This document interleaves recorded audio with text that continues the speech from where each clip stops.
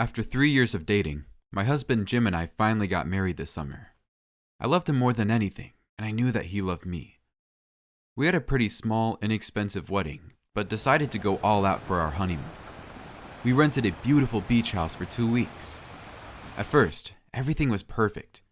We spent our days on the beach, ate wonderful seafood, and shared romantic nights in one of the most beautiful places you could imagine. Then, something strange happened. On our 3rd day there, Jim found out that there was an emergency at his office and he needed to spend a few hours Zooming with clients. He told me to go have brunch by myself and he'd meet me as soon as he was done. The honeymoon had been going so well that I didn't mind. I told him to do what he had to do, and then I left for brunch. I was eating by myself at a cozy beachside restaurant when Jim came over and surprised me. I'd only been gone for about 30 minutes, so I was shocked that he'd already finished his work stuff. I asked him if he wanted to eat with me, and he got this really flirty look and told me that he had something else in mind. He took my hand, and together, we snuck into the restaurant bathroom and locked the door behind us. I won't tell you what we did in there, but Jim was absolutely wild. We'd never done anything like that before, and it was honestly the most thrilling and romantic thing we'd ever done. Afterwards, we went back to my table, and the waiter was glaring at me. I think he knew what we had been up to, so I gave him a very big tip and started to hurry off with Jim. Jim told me that he still had some work to do. It was too awkward for me to stay in the restaurant, so I walked along the beach for a bit, thinking about how in love I was, and then slowly headed back to the beach house. When I got back to the beach house, I saw Jim hunched over his computer in the middle of a Zoom call. I was surprised that he had gone straight back to work after what we've just done at the restaurant. He was so busy that he didn't even raise his head to say hello. I let him do his own thing for the next couple hours. Once he finished, he joined me on the balcony and we drank together. He asked me about my day, not even mentioning the restaurant. I smiled at him and told him it was the most surprising and romantic morning of my life. He pretended to be confused and asked me what I was talking about. I thought he was being romantic again, so I recounted everything we'd done. His eyes got really wide and then he jumped out of his chair and left. I didn't even have time to ask him where he was going. As I stayed on the balcony, I could hear him through the wall.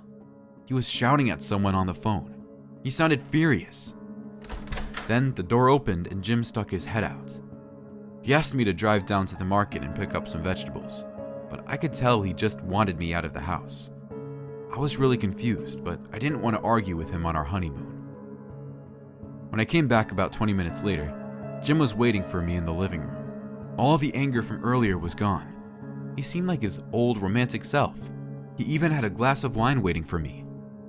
I wasn't in the mood for any more alcohol, so I refused, but he seemed weirdly insistent that I drink it. I told him that I wasn't going to drink anything until he told me what was going on. I needed to know why he'd gotten so upset and who he'd been on the phone with.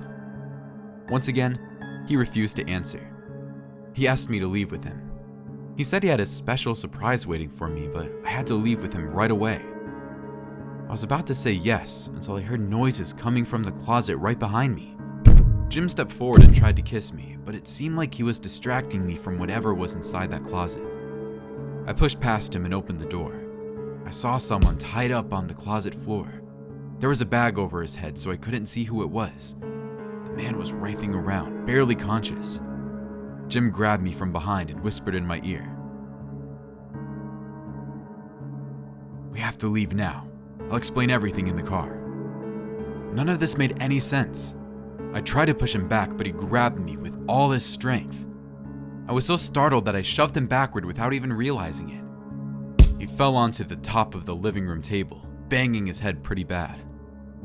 As Jim struggled to stand up, I rushed back to the closet and pulled the bag off of that man's face. It was Jim, the real Jim. I turned back toward the man who I thought was my husband, and he looked identical to Jim, except for that crazed look in his eyes. I pulled the duct tape off of my husband's mouth, and he gasped for air. "My brother," he struggled to say. "My twin brother."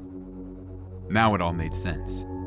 The man who had surprised me during brunch was never my husband. It was his twin.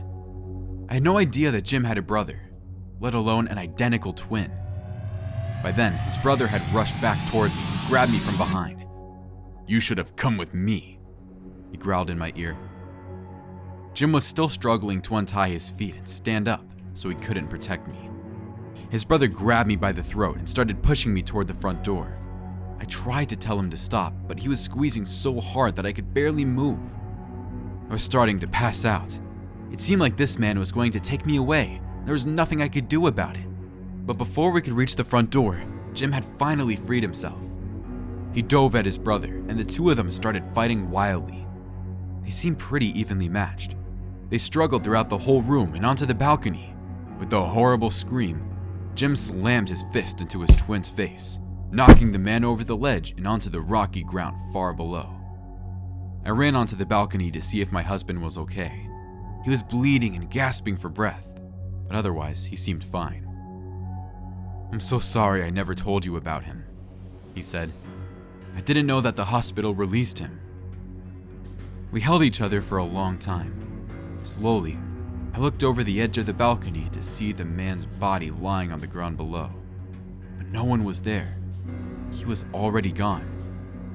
We called the police after that, but Jim's brother was never found.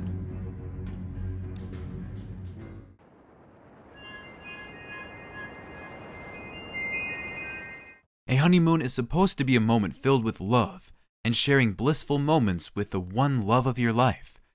It is a celebration of a life to be lived while being loved, when we would whisper through the hours of the night in our hopes and dreams for one another. Usually, for most couples, it is all glorious and perfect, and when you decide to have your honeymoon on a secluded island that was said to be as beautiful as the stars foretold, then you wouldn't expect anything but perfect. Ethan and I met only a few months ago, but it was love at first sight. I was in love with him as much as he was with me, and getting married felt like the perfect thing to do. So once we finally tied the knot and got married, something felt immediately off. Ethan's smile didn't quite reach his eyes when he said "I do" on the altar, and he skipped the kissing the bride part, saying he was slightly embarrassed to kiss me in front of so many people. I didn't take it as anything, brushing it off and hoping the honeymoon would work its magic and bring out the parts of Ethan I fell in love with. I should have known things weren't as they were supposed to be when he told me he had changed plans and that we weren't going to the island we had already booked and planned for.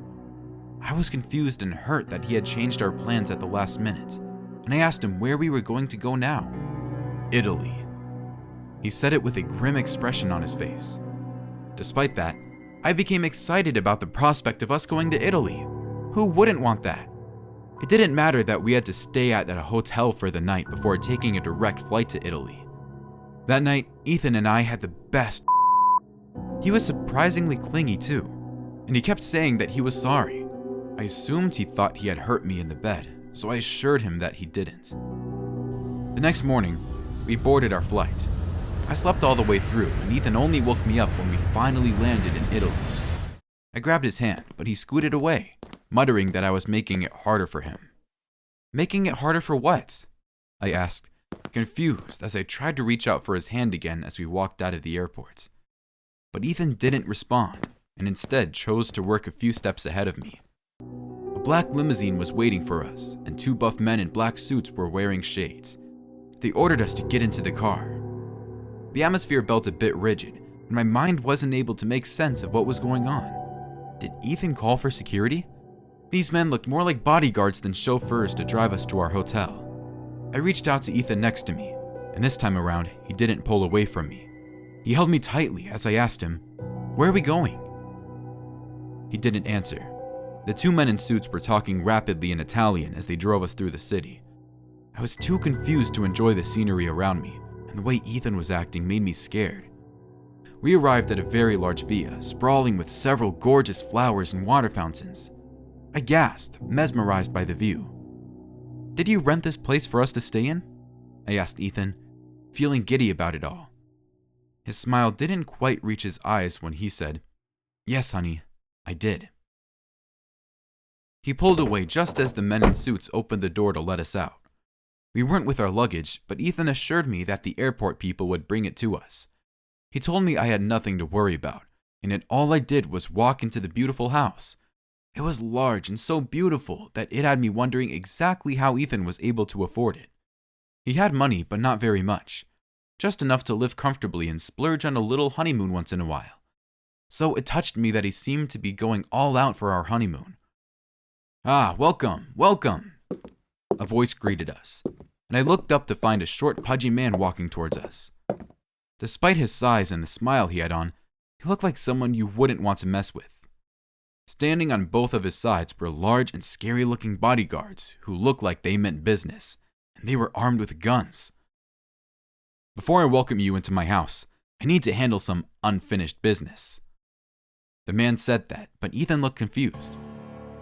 "I thought this meant I would be joining you guys," Ethan said as he pointed at me. "You wanted me to bring you a young, beautiful woman, and I did. You said you can make me rich. Then make me rich." The short man chuckled and said, "You aren't getting anything." "But we had a deal," Ethan roared. I couldn't believe my ears. "What do you mean?" The short man was the first to respond, and he had such a powerful tone in his voice. "Your husband wanted to join my mafia, so I asked him to bring me the woman he had fallen in love with. I wanted your ownership, and in exchange, I told him I would make him rich." I felt sick to my stomach. "So, am I some sort of transaction?" Ethan looked at me with loathing, "And one that didn't work well. This is your honeymoon, darling. You belong to him now, and I will be off with my money and a membership in this mafia to protect me." Hurt and betrayal kneeled me over, and I fell on my knees. I couldn't believe how easily Ethan could get rid of me, selling me off to a man just so he could get rich. Even the man seemed disgusted by my husband. "I cannot welcome you to my mafia. No man should do such a thing to his wife." Without warning, he sprung out a gun from under his coat and shot Ethan straight through his head. He fell in a hump. Blood spilling from his body stained the floors crimson. I choked on my cry, not able to do anything but stare at his dead body in shock. He had just killed my husband, the very man who was going to sell me off to a mafia king. I was appalled, and I didn't know exactly what else to feel. "Ah, bellissima," the man called, and my blood went cold. I couldn't stop myself from shivering so much as I watched the very man who had murdered my husband seconds ago approach me. I was terrified to say the least, and he pretended to not notice me quiver. He continued in a heavy Italian accent. "Don't look too hurt, my darling. The man doesn't deserve you. A man should hold his woman highly. But now, you belong to me. I will take care of you, Bella, and you will do everything I tell you to do." I heard his words, but it was harder to make sense of it all. He took my hand and led me into his house, and it felt like a death sentence. It felt like no one was walking into a beautifully decorated cage. My name wasn't Bella, but it didn't matter, because I was now the property of a man.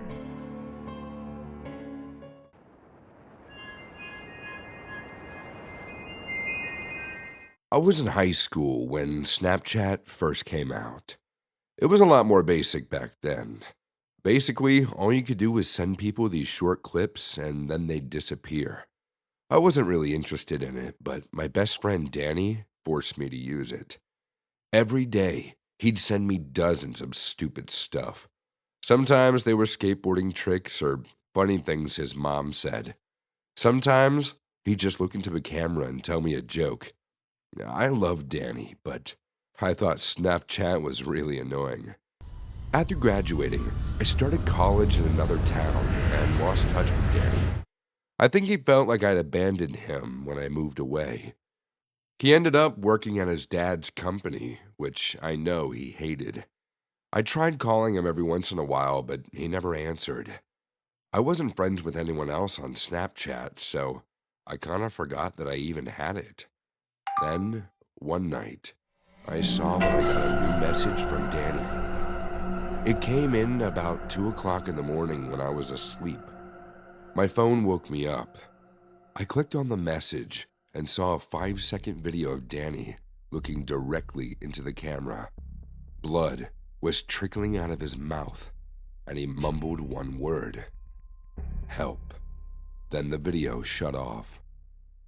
I was half asleep at the time, and my brain really didn't register what I was seeing. I guess I just thought it was some dumb prank, but I put my phone back on the end table and went back to sleep.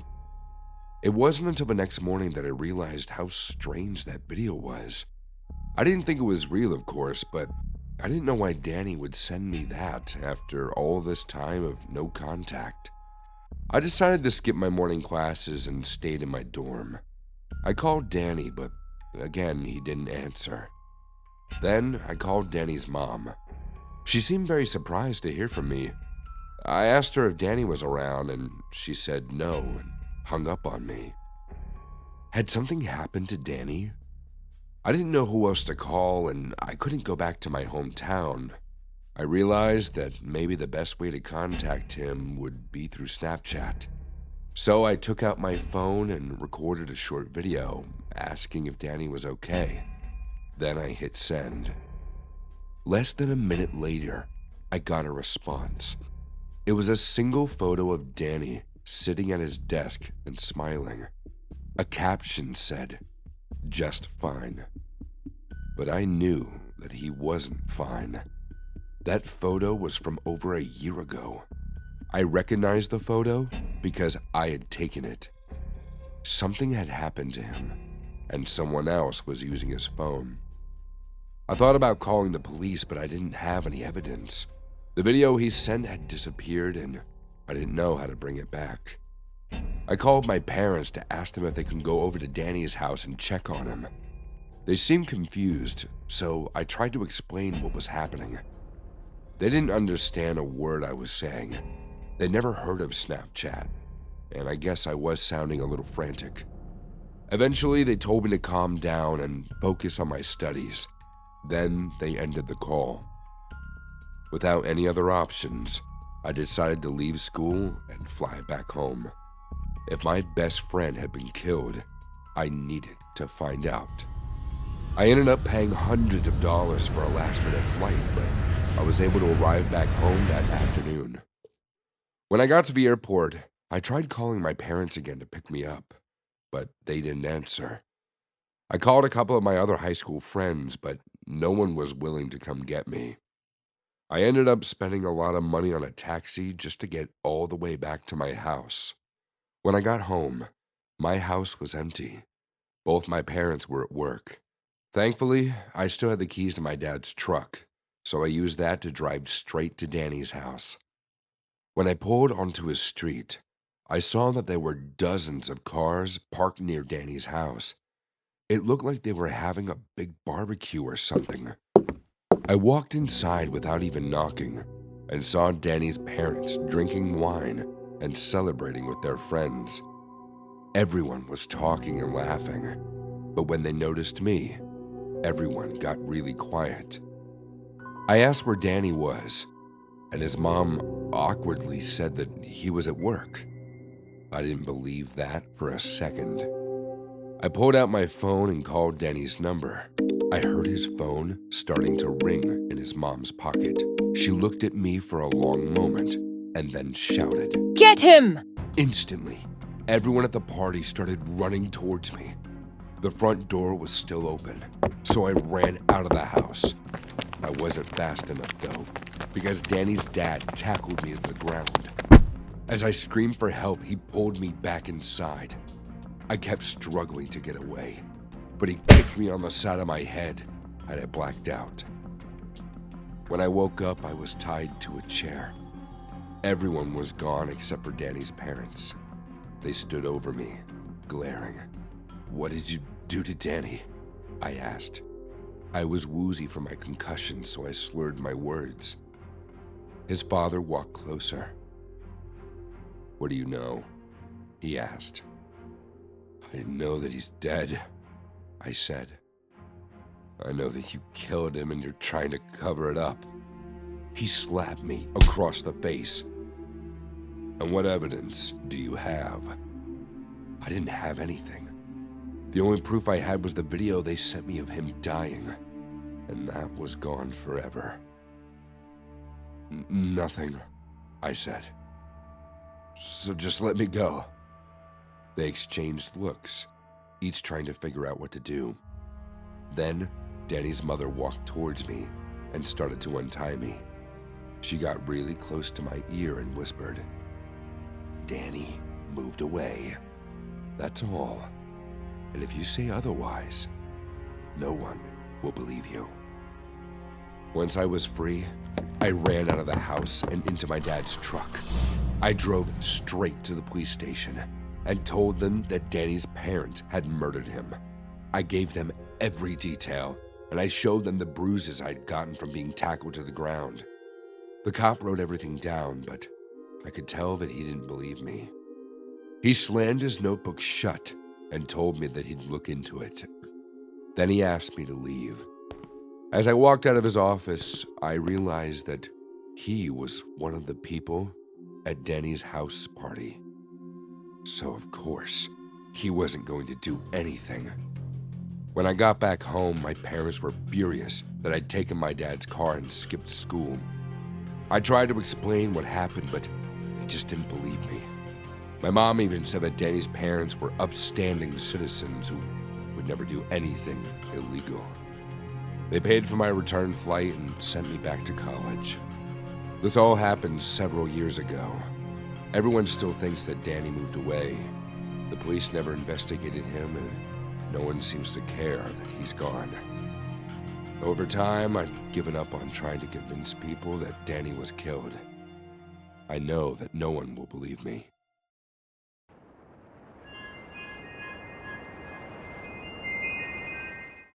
I got a job at Wendy's right out of college. My dad had recently passed away, and my mom was struggling to pay rent without the extra cash, so I gave up my own aspirations in exchange for a full-time position at my local Wendy's restaurant. I didn't mind it so much. The staff were friendly, and the restaurant itself was a pretty high standard in terms of cleanliness and customer service, which was definitely a bonus. The only downside was the area. The restaurant was located in a slightly more run-down quarter of the city, the kind of place a girl like me wouldn't feel comfortable walking alone at night. Luckily, my coworkers were kind and understood this, and made sure I got to the bus stop safely before heading home. I was more on edge than usual this week, though, because of a report that someone had recently gone missing in the local area, a couple of streets away from the Wendy's restaurant. The police had no apparent leads, and the details had been vague, which made me suspect that they weren't trying very hard to find the missing person or the one responsible. As such, I was a little jittery heading into work the following Monday, keeping an eye on every shadow and every movement in the alleyways that I passed once I got off the bus. As I was walking towards the restaurant, I let out a soft shriek as someone touched my shoulder from behind, stumbling away. Whoa, Meg, it's just me. I turned with a start, almost skidding on a crumbled trash can that had been left on the sidewalk. "Jesus, Adam, you scared me," I blurted, clutching a hand to my chest. Adam gave me a bashful smile. He was older than me, tall and lanky, but we got on well. Sorry, he said, spreading his hands defensively. "I didn't mean to." I nodded, and we started walking in silence. "Did you hear what happened?" he asked, and my heart jumped. Was he talking about the missing person? Before I could clarify, he continued, "I don't understand why anyone would break into a place like Wendy's. There's nothing worth stealing in there." I blinked at him. "What?" He glanced down at me, his eyes flashing in surprise. "You didn't know? The restaurant was broken into last night. Andy gave me a call. I assumed he'd told others, too," he added with a shrug. "Anyway, nothing was taken. Just a broken window or something." "Oh, that's strange," I said, shaking my head. "Is it still open?" Adam nodded. "It was the window at the back of the restaurant that was broken, the one in the storage room. Customers don't even have to know," he said. Made sense. There was no point causing any unnecessary panic over nothing. We'd reached the Wendy's parking lot by then, so we headed out back to see the damage. The glass had already been cleaned up and the window had been covered in tape. Andy was there, and he gave us a grim look as we approached him. "Morning, you two. What a mess," the manager said, shaking his head. "I suppose it could have been worse. Someone's coming by later to patch this up, but don't say anything to the customers, all right?" We both nodded, then headed inside.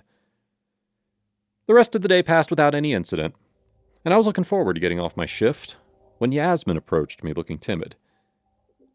"Hey, could I ask a favor?" she said with her usual doe-eyed look. "Sure, what is it?" I'm supposed to be closing up tonight, but my boyfriend wants to take me out, she said, clasping her fingers together. Do you think you could swap with me? I hesitated and immediately saying yes. Under any circumstances, I wouldn't mind, but taking the closing shift would mean I'd be here alone after dark, and that didn't quite sit well with me. I shifted my feet. Please, Meg, I promise I'll make it up to you, Yasmin pressed. Is there anybody else who can do it? I finally said, but she shook her head. I sighed heavily, turning away. Fine, I muttered. Yasmin grinned, pulling me into a side hug. Thanks, Meg. I really appreciate it. I'll leave the keys in the staff room. I wasn't particularly thrilled about it, but I had a hard time saying no to people like Yasmin, especially when she was so nice. The next hour dragged slowly as the other members got ready to head home. Adam stayed back a little later to help, but even he couldn't stick around for long, and eventually it was just me left to clean up. I tried to work as quickly as I could to avoid staying any later than needed, mopping the restaurant floor with record speed and taking out the trash before the door had even closed behind me. Sweat pooled on my brow from the work, but shadows were starting to cluster outside the windows, and the streets leading to the bus stop didn't have very good lighting. I was almost done when I heard it. The sound of something dripping. The soft plink, plink of water hitting a hard surface. I headed into the kitchen, wondering if any of the taps were leaking, but I couldn't find any. That's when the smell hit me. I immediately gagged, covering up my nose and mouth with the sleeve of my uniform in disgust. It was like rancid meat, but 100 times worse. Swallowing back my nausea, I debated just leaving, but I knew I couldn't leave the source of the smell uncovered, so I started looking for it. It must have been in the kitchen, or somewhere close by for me to smell it this strong. It wasn't long before I managed to trace it to a door at the back of the kitchen. The cold storage, where we kept most of the meat. Had something gone off in there? Surely someone would have noticed, given how bad it smelt, but I didn't work in the kitchen, so I couldn't be sure what was normal. I wanted to leave it there, maybe put in a report to Andy, but I knew he'd ask why I didn't do anything about it. I didn't want to face being reprimanded, so I reluctantly reached for the handle, pulling it open with a sharp hiss. Everything seemed normal at first glance, only the smell gave something away. Now that I was closer, I realized it wasn't quite the same as rotten meat. It was something different, something worse.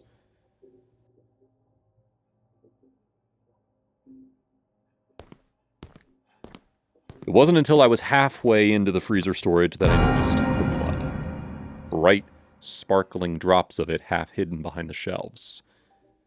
It wasn't unnatural to get particularly bloody meat, but it shouldn't have been leaking like this. The sound of dripping cut through the silence of the room, startling me.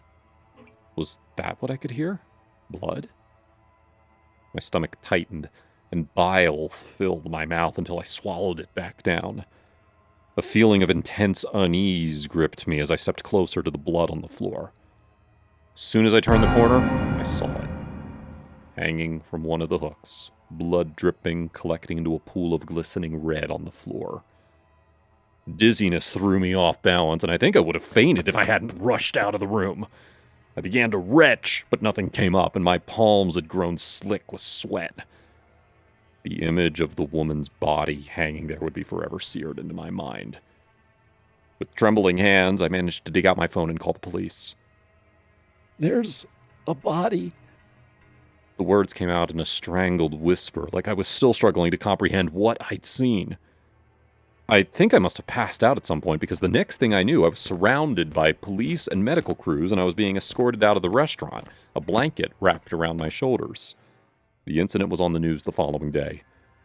It turned out the dead woman was the local missing person. Whoever had broken in last night must have done so to hide the body. To this day, I thank my stars that I was safe. Needless to say, I never went back to that place again.